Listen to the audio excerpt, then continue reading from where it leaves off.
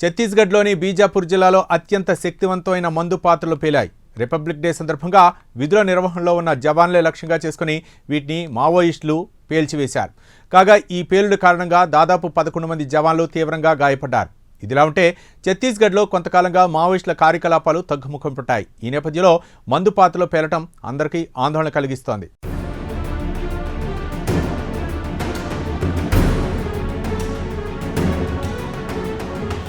ఒకవైపు యావత్ భారతదేశం రిపబ్లికన్ దినోత్సవం సందర్భంగా సంబరాలు చేసుకుంటోంది. మరోవైపు ఛత్తీస్గఢ్లోని బీజాపూర్లో భారీ పేలుళ్లు సంభవించాయి. కాగా మావోయిస్టుల పనేనని అధికార వర్గాలు వెల్లడించాయి. రిపబ్లిక్ డే సందర్భంగా విధుల నిర్వహణలో ఉన్న జవాన్లను లక్ష్యంగా చేసుకుని అత్యంత శక్తివంతమైన మందు పాత్రలను మావోయిస్టులు పేల్చినట్టు సమాచారం. అయితే భారీ పేలుళ్ల కారణంగా ఎవ్వరూ చనిపోయినట్టు వార్తలు రాలేదు. కేవలం 11 మంది జవాన్లు గాయపడినట్టు సమాచారం అందింది. అయితే అందరూ తీవ్రంగా గాయపడ్డారు.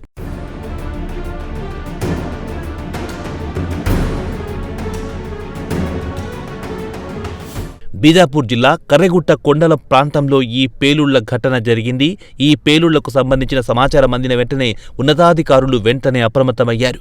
పేలుళ్లు జరిగిన ప్రాంతానికి హుటాహుటిన ఉన్నతాధికారులు చేరుకున్నారు. కాగా తీవ్రంగా గాయపడిన వారిని వెంటనే సమీప ప్రాంతాలకు తరలించారు. ఇదిలా ఉంటే ఇలా తీవ్రంగా గాయపడ్డ వారిలో కొందరి పరిస్థితి విషమంగా మారింది. దీంతో హెలికాప్టర్ ద్వారా వీరిని రాయ్పూర్లోని ప్రభుత్వ ఆసుపత్రికి తరలించారు. కాగా ప్రస్తుతం మెరుగైన చికిత్స అందిస్తున్నారు. అంతేకాదు ఇప్పటికైతే వీరు ఆరోగ్యంగా నిలకడగానే ఉన్నట్లు బీజాపూర్ పోలీస్ వర్గాలు వెల్లడించాయి.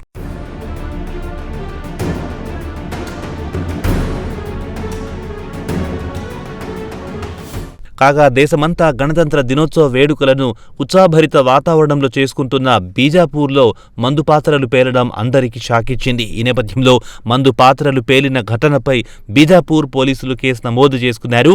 పేలుడు జరిగిన ప్రాంతం చుట్టుపక్కల భద్రతను మరింత కట్టుదిట్టం చేశారు. అంతేకాదు చుట్టుపక్కల ప్రాంతాల్లో వేరెక్కడైనా మందు పాత్రలను మావోయిస్టులు అమర్చారా అనే కోణంలో పోలీసులు గాలింపులు ముమ్మరం చేశారు.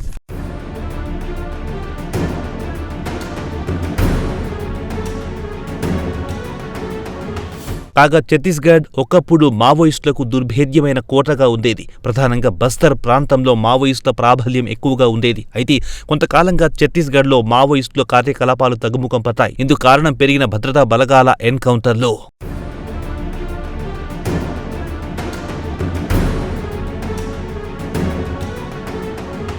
ఛత్తీస్గఢ్లో గత ఏడాది కాలంగా అనేక ఎన్కౌంటర్లు జరిగాయి. ఎన్కౌంటర్లలో మావోయిస్టు పార్టీకి కోలుకోలేని దెబ్బ తగిలింది. మావోయిస్టు పార్టీ క్యాడర్ భారీ సంఖ్యలో చనిపోయారు.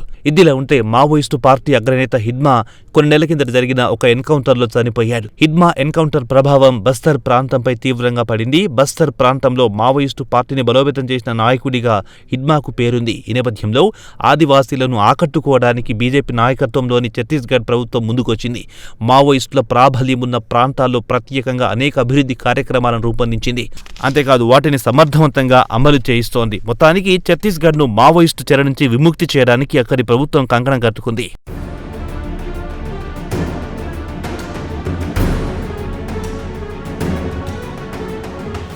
ఇదిలా ఉంటే మావోయిస్టు పార్టీ అగ్రనేతలు అనేక మంది ఇటీవల కాలంలో పోలీసులకు లొంగిపోయారు. ఒకరు కాదు, ఇద్దరు కాదు, ఏకంగా 10ల సంఖ్యలో ఈ లొంగుబాట్లు జరిగాయి.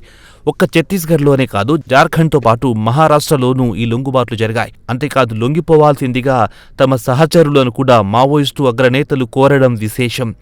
ఏదేమైనా పండుగ పూట పేలుళ్ల ఘటన అందరినీ ఆందోళన కలిగించింది.